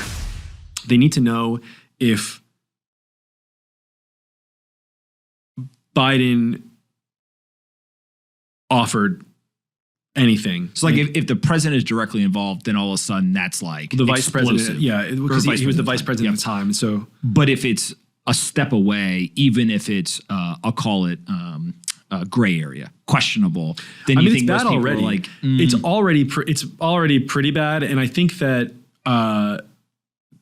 the conspiracy about give me the most extreme conspiracy theory. Well, that the deep state has leaked the videos because they want to remove Biden from power because he's going to lose the next election. So you have to weaken him so you can primary him. You have to justify the primary. And it's like, oh yeah, we're constantly seeing him now with his gaffes. He's like looking dumber by the day. Is that because he is more senile than he was when he ran for the last election, or is it because people are putting more of a spotlight on it? And like, who is doing that? You have the media and the people around the Biden administration. But then this footage is released in waves, increasingly drawing scrutiny over the Hunter Biden corruption story. And you are really in a place now where, I mean, it does seem like he's going to be. If I were a card-carrying member of the Democratic Party just obsessed with partisan politics, I would want him gone. I would want him. There's no way he's going to win. I don't see him winning the next election. I don't. As of the information we have at the moment, it looks bleak for both the midterm election and also if he was to run again. And it always goes back to me also, like, why do any of these 70 and 80-year-old people want to be the president of the United States? Why are they allowed to be the president of the United States? Like, honestly, can we just have a cutoff? It should be just the age of retirement. That's the cutoff. But if we're not going to do that, then I think at least 80. I think 80 is like a fair cutoff point for all of them. It begs the question, should it be an age cutoff, or should there be like a cognitive test? Should there be some sort of disqualifying medical evaluation, right? And I don't say it from like I see the memes, I see the speeches. Like, there are times where there are maybe gaffes is like the nicest way to put it. But like, if you or I wanted to go become a Navy SEAL, they would put us through immense physical and mental training and evaluation to then send us to faraway lands to support the United States of America. The problem is how this test is going to be weaponized. You have pretty much one party that, in America, I think that you have one party. You have one sort of ethos, worldview kind of class that controls, every seat of government. It controls the tech, the media, academia, and certainly all of the bureaucratic seats. Like the whole San Francisco government, for example, like, you can change over the government. There are a handful of supervisors that you could vote in. You could change the way government looks. You could change your legislators. But what you can't change are all the people who work for the San Francisco government, and they are they're all the same kind of like useless, bureaucratic, like the hall monitor energy is what you get, and they're everywhere. And so like those people all vote the same way, and that test, there's like almost no way it's not going to be weaponized, in my opinion. So I think an age cutoff would be a little cleaner. Age is the easiest one, yeah. All right. As we watch kind of the world unfold, we've talked about a lot of pessimistic things. What's like the optimistic argument as to like how America, at a minimum, holds on, at a maximum, has this like renaissance and continues to accelerate as the greatest country in the world? Well, I think America's biggest problem is that it's so easy to succeed here. Like, we have a lot of room to fail, and we're still thriving. And that has to do with our relative geographical isolation, our abundant natural resources, and all of the wealth that we're standing on top of over from the last decades and decades. So because of that, we allow things to get pretty bad. And so I don't know. I don't see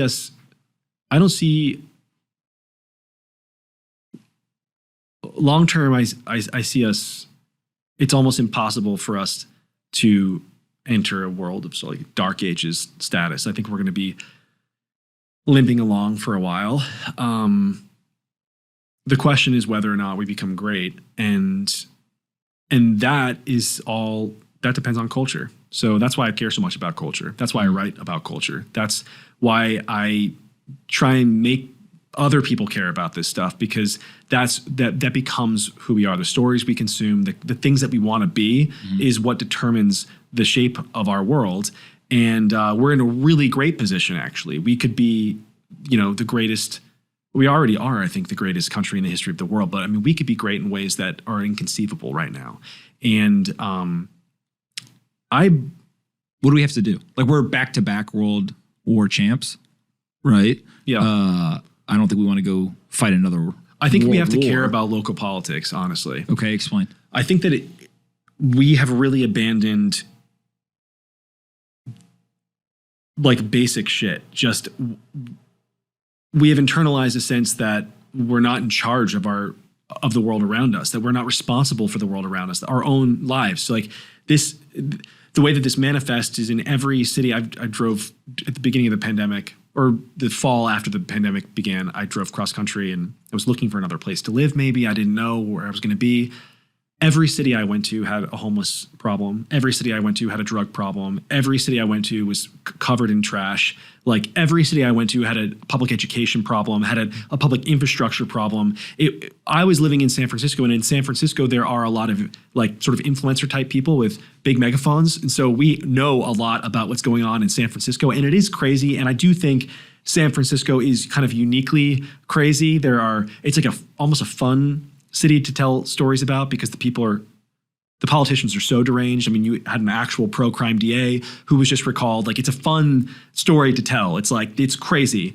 But the problems are everywhere. We have a problem of smart people not engaging where they are. People feeling intransient. I think, is that the right word? Intransient, or when you're uprooted and just transient. It's like you have a transience of people kind of moving from city to city, smart people specifically, a lack of loyalty to where you're from. And that,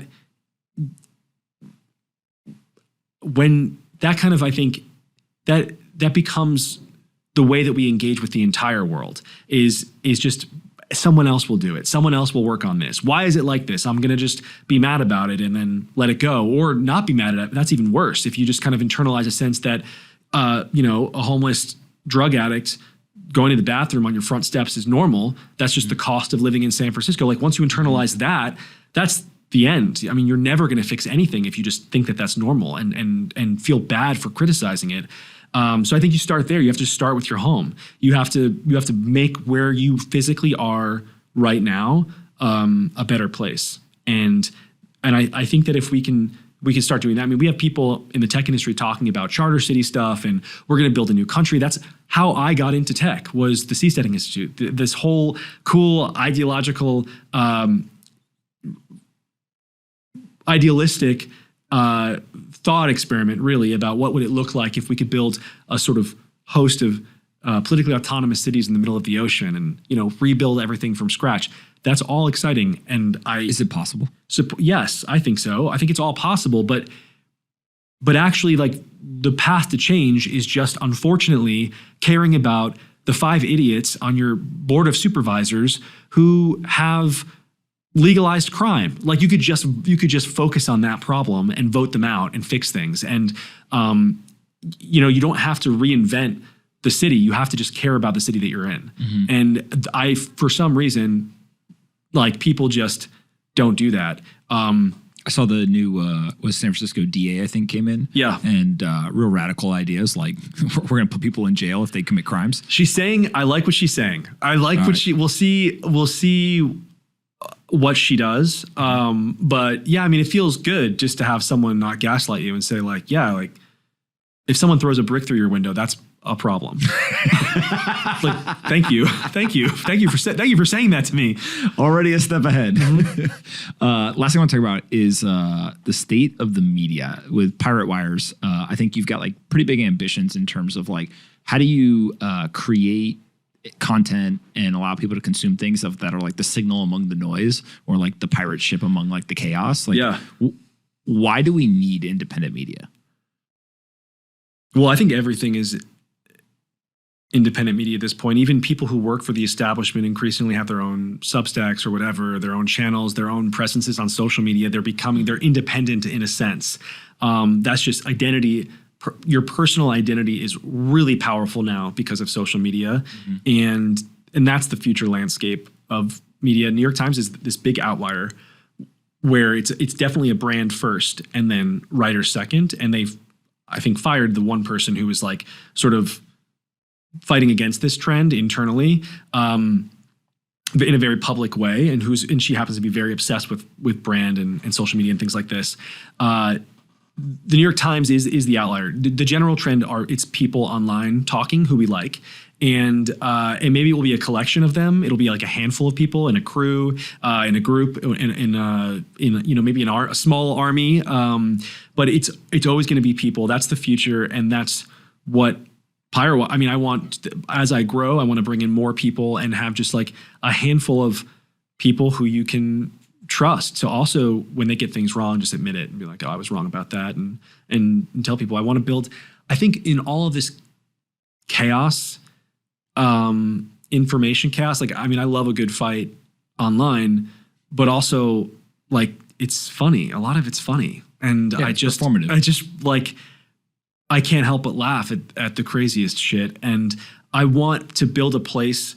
I basically just want Pirate Wires is just I'm building the place that I wish existed online, a place in the media landscape where I can go and just like laugh at the bullshit and kind of try and piece together the facts of what's happening and get a more accurate sense of what's going on. Someone to help sort of like parse the news.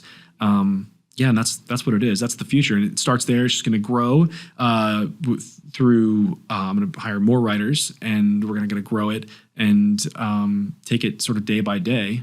And How do you follow the trends. How do you replicate the magic? So like I've told you in private, like every time you write, I'm just like, you just don't miss. Right. you. Like just every time I read it, I'm like, either this is laugh out loud funny, this is like so spot on, or like, holy shit, I should text him and make sure that like he's still okay because they're gonna definitely come for him. Right. It's like one of those three things, sometimes all three together.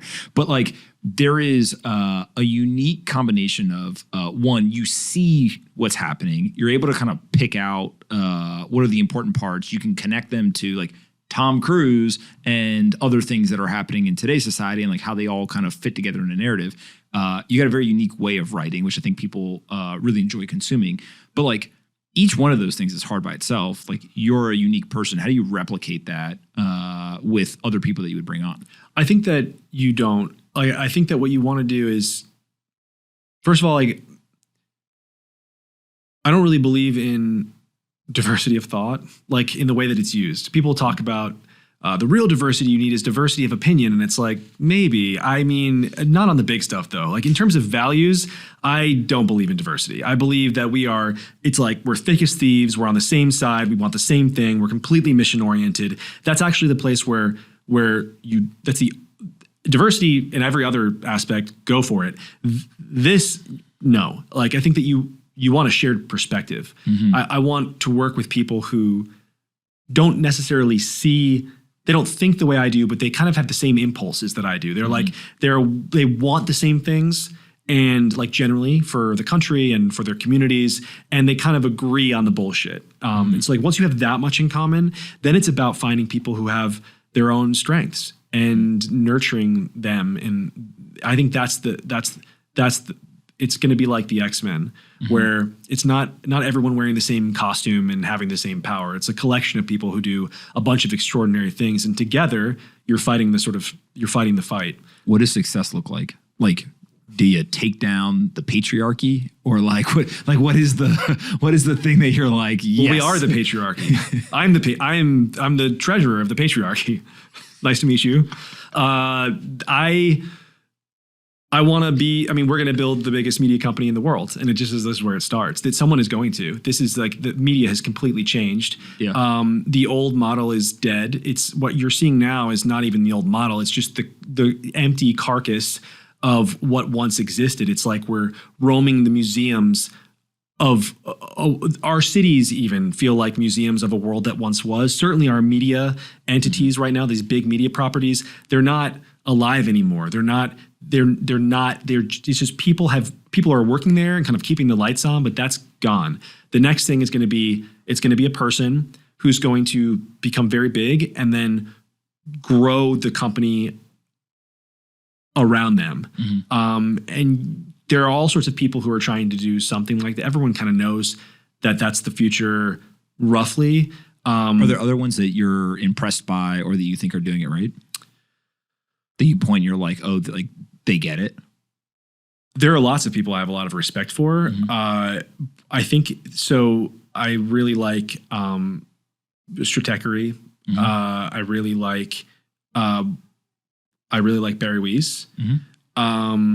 I think that you have people like Tybee and Greenwald who are huge but not doing as much with that. It's like they're just right. They just have big audiences. That's different. It's like what do you do to expand and like if you were Glenn Greenwald, what do you think he should do to double or triple? Well, I think he's probably in a confused place right now because he started with a company and now he's his own person, and that seems better and more flexible. And maybe he just doesn't have the ambition to build like an empire. I think that if you are I think the mistake you would make while building something off of your back would be to hire a bunch of people who are nothing like you. I think you want to hire people who amplify your voice first, because that's what's working, and then find talented people who are doing their own thing but care about the same thing, and kind of have the same vibe, roughly speaking. And I think that's the way that you build it. I think that the mistake a lot of people are making right now is trying to like rebuild the old model that's not working. And what you can't do online is anything that sacrifices your voice, because in a world with so much writing and so much media, we live inside of it. Everything sounds the same. Mediocrity has the same voice. And what stands out are people who have a unique voice, and that's the only thing that matters now. Everyone successful has that, and some are better than a few are the best. And you want to just feed that. You want to feed that originality, because people, they are looking for that in the way that they know that the thing that exists right now is wrong, and so they don't want. And so they know that the truth is going to sound different. Like it'll look different. It will sound different. It's going to stand out, and people are going to make fun of it. People in the establishment are going to make fun of it. Going to throw eggs at it. Look at this clown talking in a funny way or whatever else. But necessarily, like, the new thing has to be fundamentally different. And so people will look for that. And when you find it, you have to nurture it. When you take that idea of the media, it overlaps really well with a lot of these folks who are now becoming politicians or who have been politicians. Obviously, Trump was the quintessential example. But I think as people look forward to 2024, it's like Trump, Biden, DeSantis, Newsom. Yeah. Those seem to be like, again, I don't pay a ton of attention to politics, but if you said to me, pick the 4 people who are like most likely to run and have a shot, it seems like those 4 are the names that you keep hearing. But now, post-Trump, feels like there's always going to be like the wild card. And like I've always said, like, I think The Rock will be president one day. Yeah. Super charismatic, well known, all this type of stuff. Physically, just massive compared to everyone else. And so kind of human biology is like, I guess that guy's the leader, right? All that type of stuff. But like, how do you think that all plays out? And, it's almost kind of like when you were a kid, you're like, would you rather, do this or do that? And you come up with the most ridiculous things you come up with. Like now it's like, do you think that Trump without a Twitter account versus Biden, at 80, like who wins? It's like, how do you see this playing out? I always just bet on the best story, and that's Newsom versus DeSantis. It's a battle of Florida versus California, and we have a real national conversation on the differences between those two states. In my gut, I think Trump's not going anywhere. But this is not the way that I'm not good at these kinds of predictions, because I go off of just intuition. And I think it's DeSantis Newsom, which is crazy because it means Trump is gone and Biden's gone. It's the weirdest one, I think, in a sense. But I think it's the most rational.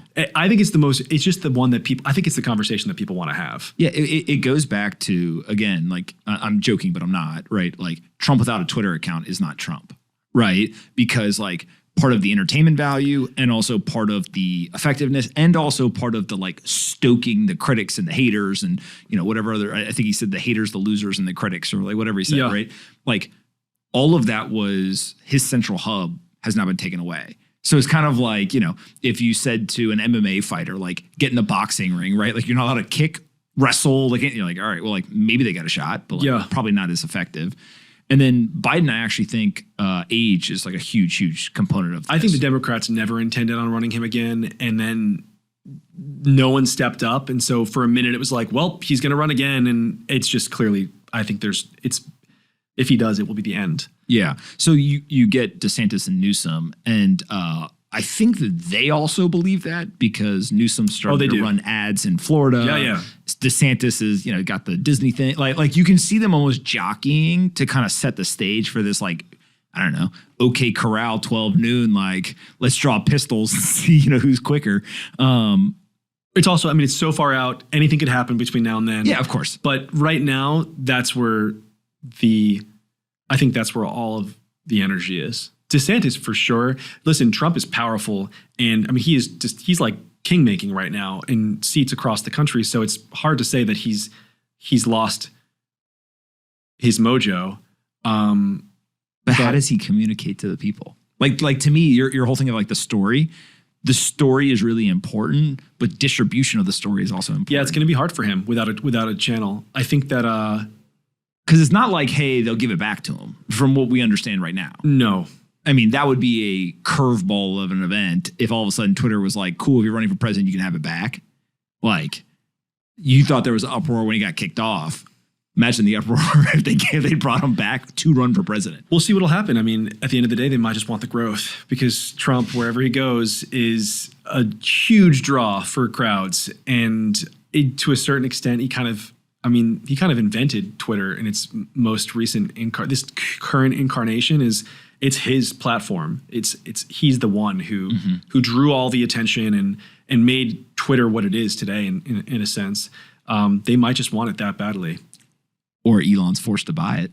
He might be forced. I mean, I know he doesn't want to buy it, and I feel like he has a lot on his plate. I understand that, but I selfishly want him to be forced to buy it.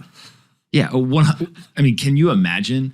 Yeah. I live in these fantasies. Within a week of him owning it, even if nothing in the product changes, like nothing changes. He's going to appoint me to CEO. You think so? I'm going to slide into his DMs. I'm going to tell him I'm ready to step up and serve my country. And he's going to be like, go for it. I think there would be a shift in energy on the platform to the point where people would be like, the internet is fun again. Like yeah. Elon is here. I think that is the most important thing. And people are just done being miserable.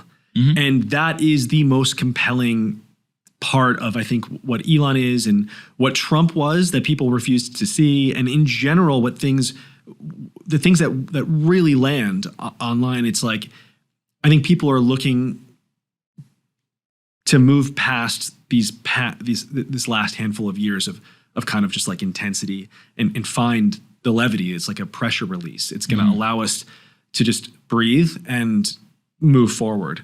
And I agree with you 100%. Yeah. It also begs a question, I guess. Is it a subpoena? Were you dragged into? No. I heard that it's the new Midas list. Yeah, it's so. Explain first of all what's going on, so people know about. It seems like what I've read online is Twitter leadership has subpoenaed a bunch of people in Elon's orbit. I have no idea why. Just because of the lawsuit, they're trying to bring them in, maybe piece the whole wild story together.